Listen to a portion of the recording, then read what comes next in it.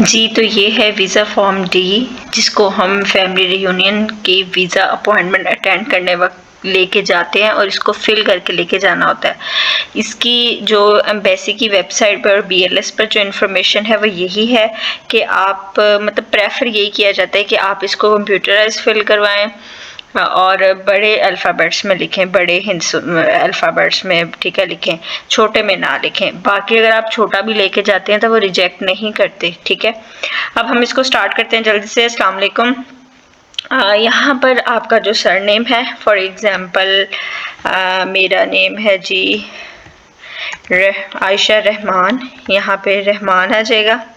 और यहाँ पर आपको family name, surname, birth name नहीं लिखने की ज़रूरत। मैं आपको सेम वही मेथड बता रही हूँ जो फैमिली वीज़ा के लिए एक्सेप्टेबल है, जिसकी ज़रूरत है, जो रियल में है। मैं आपको वो चीज़ें नहीं बताऊँगी जो चाहिए ही नहीं है, ठीक है। अब यहाँ पर गिवन नेम में मेरा नाम आ जाएगा। सॉरी, मैंने भी इसको जो है वो स्मॉल लेटर में फिल कर दिया। मैं इसको ज़रा एडिट कर लेती हूँ। हाँ, क्या हो गया इसको।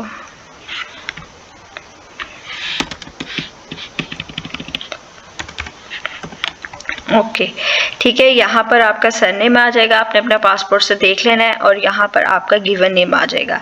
फिर आपकी डेट ऑफ बर्थ आ जाएगी, जो भी आपकी डेट ऑफ बर्थ है। फॉर एग्जांपल मेरी डेट ऑफ बर्थ है,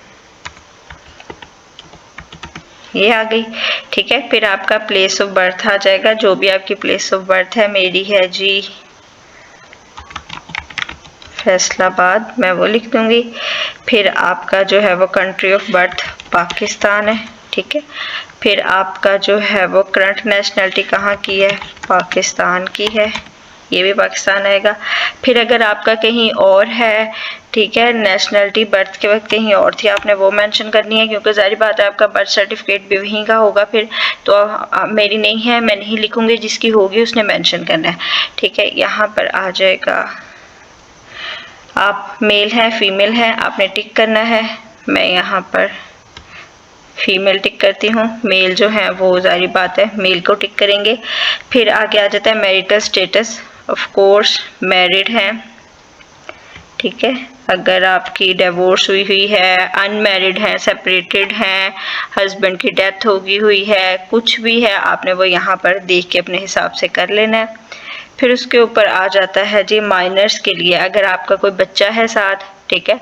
फिर आएगा मेरे साथ नहीं है, तो मैंने इसको NA कर देना है। अगर है तो फिर बच्चे की डिटेल्स, कस्टडी और सारी डिटेल्स यहाँ पे आ जाएगी, सर नेम, नेम, एड्रेस, सारी चीज़ें। फिर उन्हें क्या नंबर ऑफ आपका ID कार्ड नंबर यहाँ पे आ जाना है।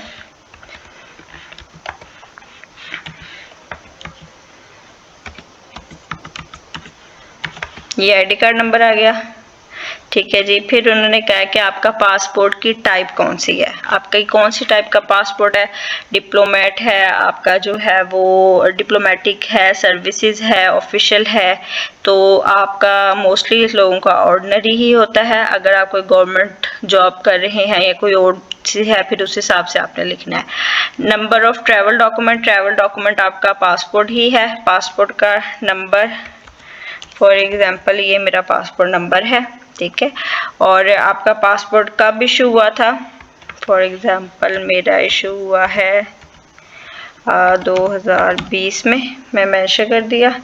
फॉर एग्जाम्पल अब उन्होंने कहा कि कब तक है, फॉर एग्जाम्पल मेरा जो है वो 10 साल उसकी वैलिडिटी है, तो यहाँ पर आ जाएगा 20/8/2030, ठीक है। इसको ऐसे कर लेना है।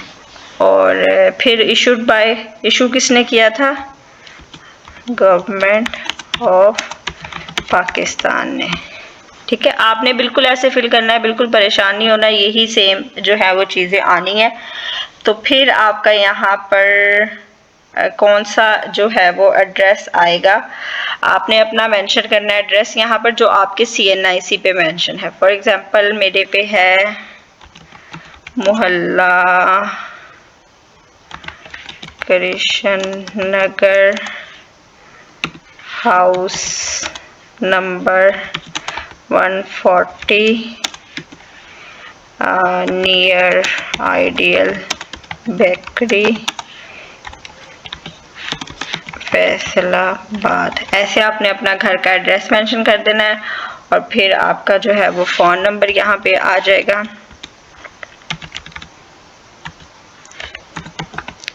ठीक है, बिल्कुल इस तरीके से आपने इसको फिल कर देना है।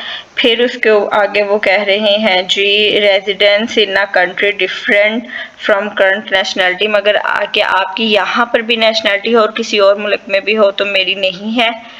जिसकी होगी उसने उसको हाँ करके और यहाँ पर अपने परमिट की डिटेल्स बता देनी है कि कितने से कितने तक उसका स्टे है और कब तक उसकी है।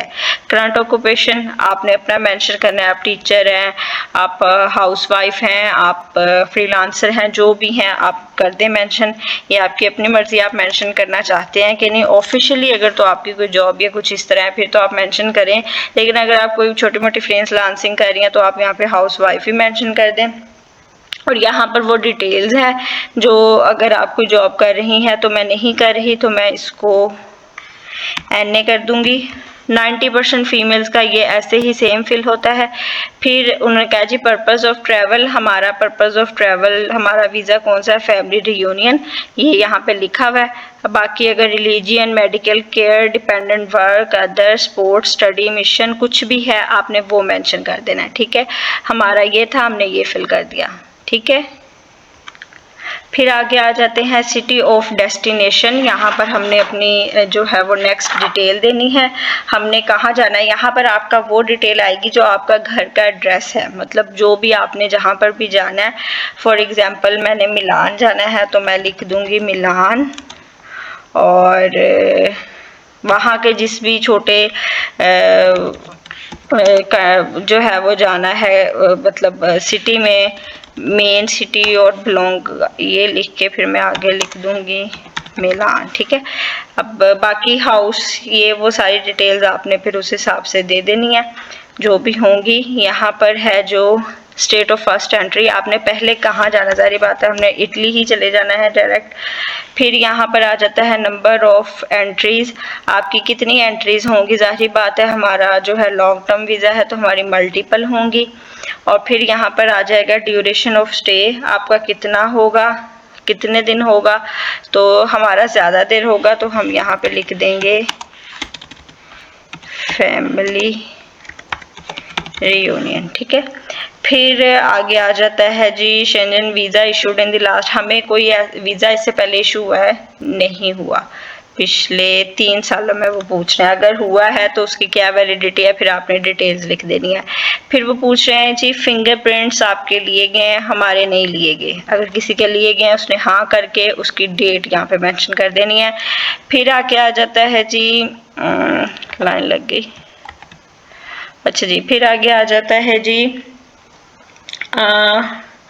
जो है वो आपका जो ट्रैवल डॉक्यूमेंट है, ये देखें number of authorisation issued of the family union, dependent work, requested visa issued by the, मतलब जो आपका वीज़ा इशू हुआ है उसकी डिटेल्स आपने यहाँ पे लिखनी है। आपका जो प्रोटोकॉल नंबर है, प्रोटोकॉल नंबर आप लोगों को बहुत अच्छे तरीके से पता होगा, वो प्रोटोकॉल नंबर आपका यहाँ पे आना है। फैमिली वीज़ा में भी प्रोटोकॉल नंबर होता है, ये मैं यहाँ पर आपके रेफरेंस के लिए लिख रही हूँ। फिर आपने पूछना है कहाँ से कहाँ तक लिखना है, क्यों लिखना है, कैसे लिखना है, मैं सारी डिटेल्स आपको बता रही हूँ।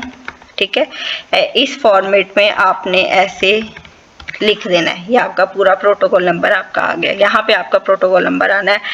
फिर उन्होंने आपको पूछा है कि आप किस डेट तक जाना चाहते हैं, मतलब अराइवल डेट एक्सपेक्टेड आपकी क्या है। हम यहाँ पे लिख देंगे एज सून एज पॉसिबल। ठीक है, जाहिर बात है हम जल्द से जल्द जाना चाहते हैं तो हमने as soon as possible mention कर देना है। फिर उन्होंने आपसे कहा है कि डेट एक्सपेक्टेड डिपार्चर, मतलब आपका वापस आने का क्या है, ड्यूरेशन उन्हीं दिनों के अंदर आपने आ जाना है या पहले आना है। आप यहाँ पे भी फैमिली रियूनियन मेंशन कर दें। ठीक है, अच्छा जी, फिर उन्होंने कहा है कि जी जो पर्सन आपको बुला रहा है उसकी details, name of person requesting, जिस बंदे ने आपको बुलाया है आपने उसका नाम यहाँ पे लिखना है। Otherwise in case of adoption, आपने कोई अडॉप्शन, मेडिकल केयर, मतलब जो भी रीज़न है आपकी और जो बंदा भी इन्वाइटिंग पर्सन है आपने उसका नाम लिख देना है। मैं यहाँ पे लिख देती हूँ। ठीक है जी, लिख दिया। अच्छा जी, फिर वो पूछ रहा है जी एड्रेस और ईमेल, उस बंदे का एड्रेस और ईमेल रिक्वेस्टिंग फैमिली और द एम्प्लॉयर, मतलब उस बंदे का ईमेल एड्रेस आपने मेंशन करना है। फॉर एग्जांपल मैं यहाँ पे मेंशन कर देती हूँ,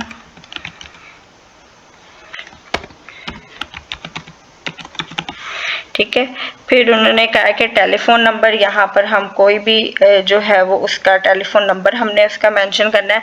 यहाँ पे जीमेल एड्रेस अकेले नहीं लिखनी, यहाँ पर आपने उसका जो है वो घर का एड्रेस भी लिखना है। फॉर एग्जांपल मैं वाया 22 उसका जो है वो, और फिर आगे जो भी घर का एड्रेस है वो लिखना है, फिर उसका पोस्टल कोड जो भी है वो लिख देना है, और उसको आपने ऐसे ब्रैकेट के अंदर लिखना है। सॉरी, ब्रैकेट कहाँ गई, ठीक है। ये फॉर एग्जांपल आपका पोस्टल कोड हो गया, और फिर ये आगे बना, ये उसका फुल एड्रेस, और ये जीमेल आपने मेंशन कर दी। यहाँ पर उनका नंबर, ये नंबर मेंशन हो गया, ठीक है। अब ऑर्गेनाइजेशन, क्योंकि हम किसी ऑर्गेनाइजेशन में जा ही नहीं रहे, हम तो फैमिली वीज़ा पे जा रहे हैं, तो हम इसको NA कर देंगे। यहाँ पर उस ऑर्गेनाइजेशन का फैक्स वगैरह इसको भी हम NA कर देंगे। फिर आगे आ जाता है जी ऑर्गेनाइजेशन का डिटेल, इसको भी हम NA ही करेंगे, ठीक है, NA कर दिया। फिर आगे आ जाता है जी आपकी जो है वो रिस्पॉन्सिबिलिटी, बोर्डिंग अकोमोडेशन एक्सपेंसेस कौन ले रहा है। अब जाहिर बात है जो वर्क वीज़ा होते हैं उसमें डिटेल्स डिफरेंट होती हैं। हम यहाँ पर फैमिली का कर रहे हैं, तो हमें जो बुला रहा है हमने उसका नाम यहाँ पे लिखना है, ओके, ठीक है। फिर उन्होंने आगे से पूछा है जी दी एप्लीकेंट, अगर वो एप्लीकेंट खुद ले रहा है तो भी, और जो होस्ट है वो भी ले रहा है, तो आपने जो भी ले रहा है उसको आपने टिक कर देना है।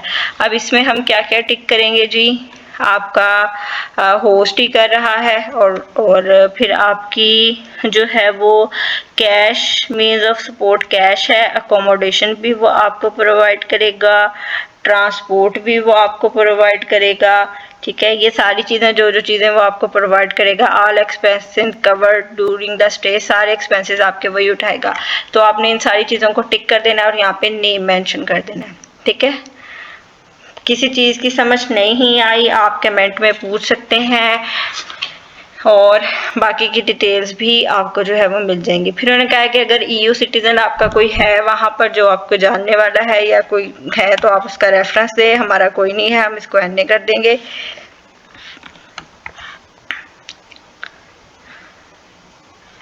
इसको NA करना ही बेहतर है, क्योंकि उसका रेफरेंस देके कोई फ़ायदा नहीं होता, मतलब उसका कोई ऐसा रोल नहीं होता।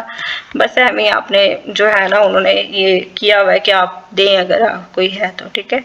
हमारा कोई भी नहीं है तो हम इसको नहीं करेंगे।